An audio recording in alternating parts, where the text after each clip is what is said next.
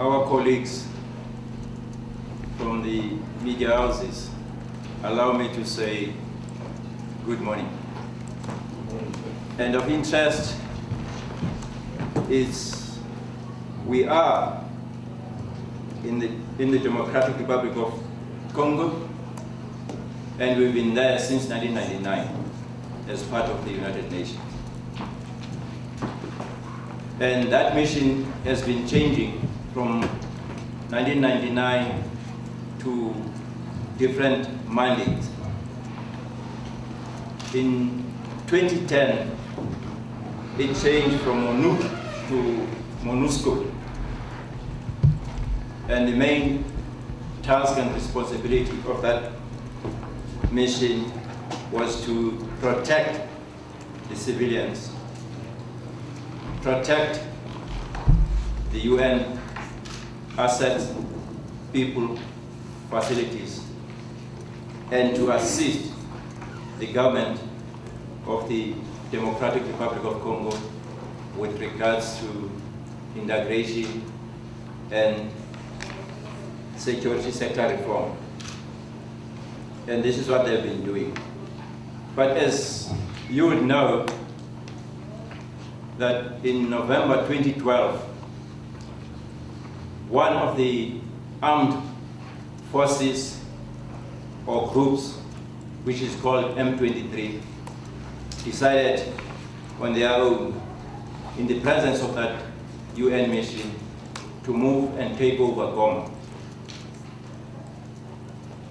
That led to the government of Democratic Republic of Congo engaging the International Conference of the Great Lake region and raising issues with what's happened. And since the DRC is also a member of SADC, the same issue was raised within SADC by the government of Democratic Republic of Congo. Then a debate early this year ensued within these two regional structures, speaking to what needs to be done. And it was initially raised within the International Conference of the Great Lake region that a neutral, independent force is needed to deal with the situation.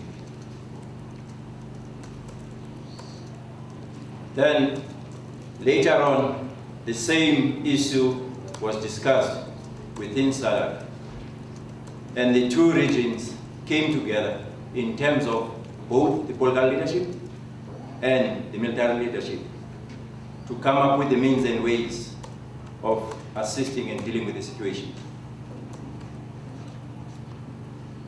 Finally, it was agreed that SADC would contribute a force. And this force, the question was, who is going to be in control of the force? Then the UN came in, participated, and requested that this force operationally must be under the UN and must report to the force commander of that mission. And that was agreed, and finally the name of the force changed from Neutral Intervention Brigade to a Force Intervention Brigade. Now then, SADC countries had to contribute troops.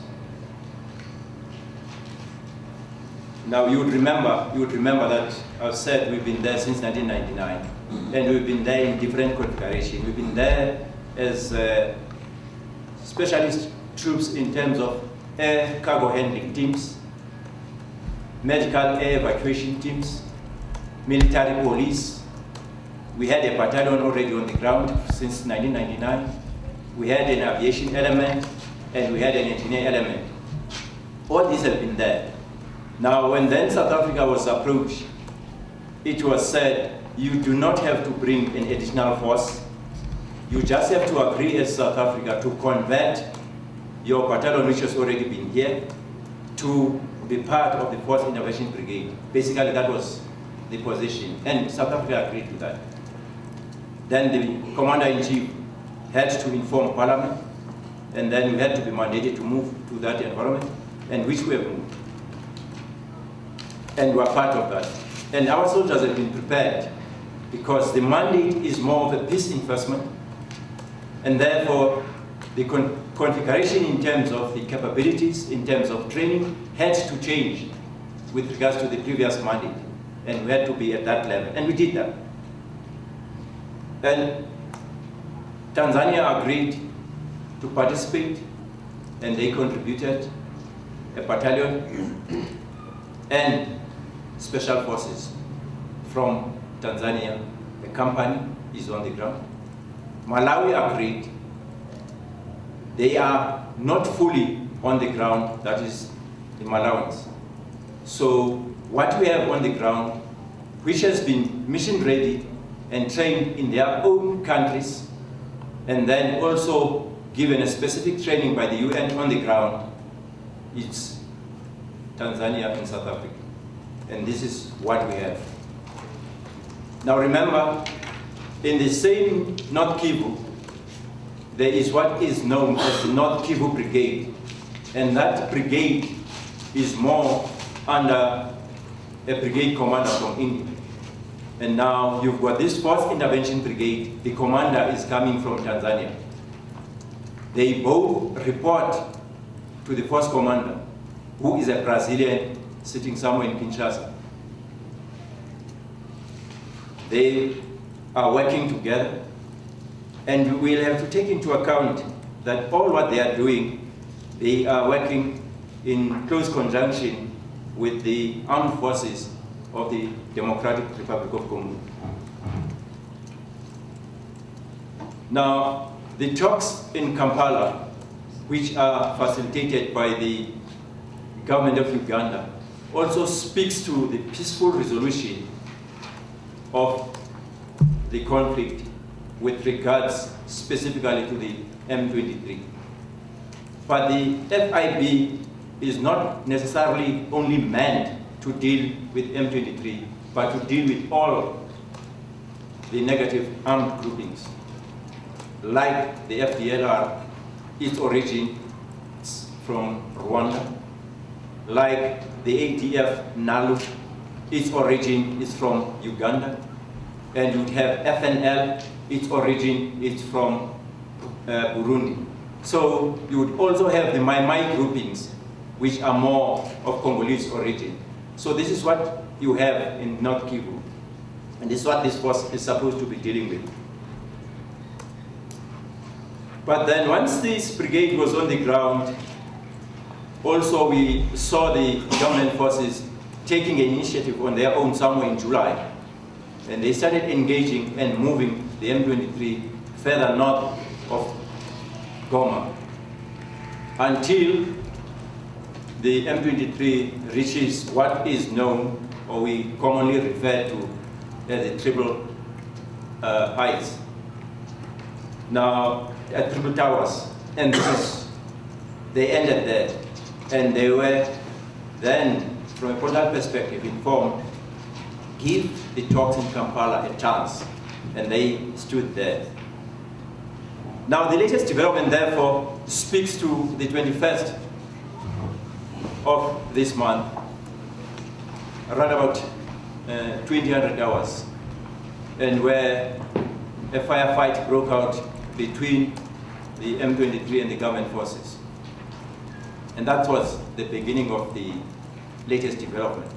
And out of that, they've been engaging each other up to date, and they're still engaging each other. And what then the first commander decided, he flew with his deputy first commander from Kinshasa to Goma, came up with his own plan as a commander, and decided to take the FIB and utilize it as a force to support the government forces in their endeavors, to provide fire support, and also to be ready for counterattack if M23 manages to break the ranks of government forces. And in his approach, he formed two task force Alpha and Task Force Bravo, which are commanded by two battalion commanders. Those battalion commanders, one from South Africa, one from Tanzania. And in each of those task force groupings, he has got a company from South Africa and a company from Tanzania. So it's an integrated team, supported by the artillery battery from Tanzania. And they are sitting just behind the government forces. And the approach is more of a two-up approach. On the eastern side, you would have a brigade commanded by a Colonel Ndala, known as Mohammed, with his brigade. I would venture to say, we are happy at least to say, part of the two battalions of that brigade, including Ndala himself, were trained by South Africans in our support to the government of Democratic Republic of Congo some few years back. And we are still engaged in that training as part of the security sector reform as mandated by the UN money.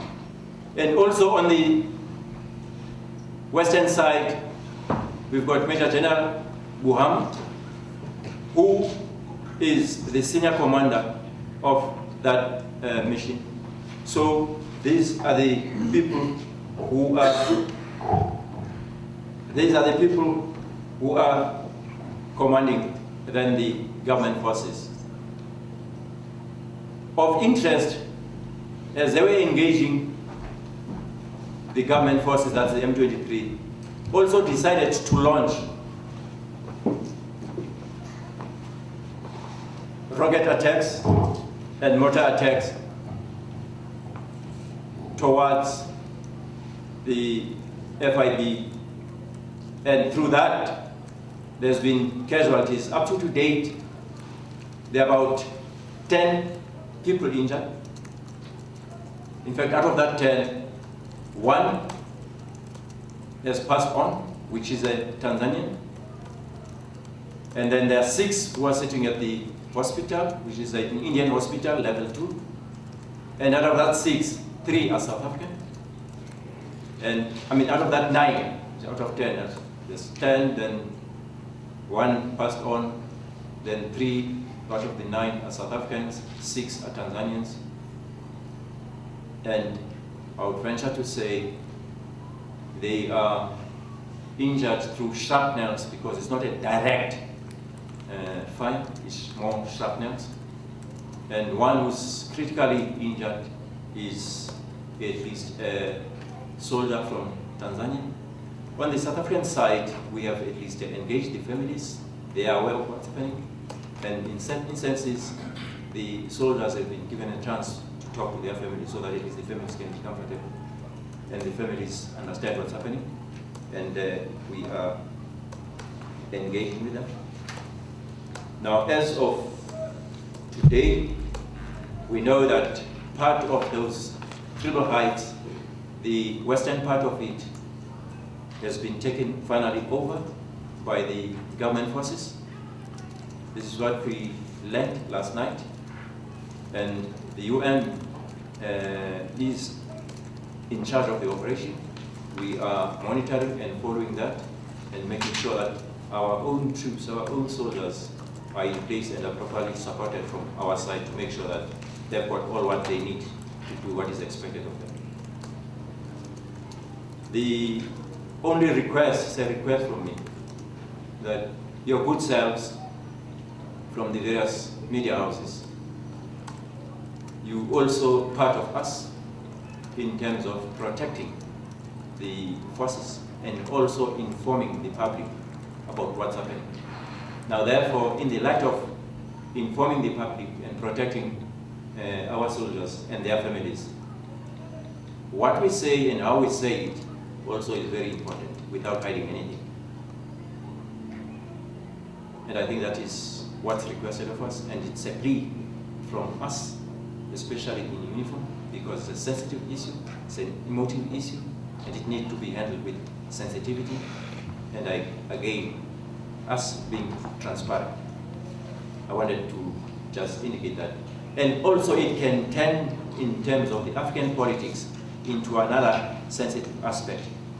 Because for us, this is a United Nations mission, under the United Nations, and as a member state, we are contributing and we are supporting. And we are working with the other regions of the AU. I'll stop at that and say thank you very much.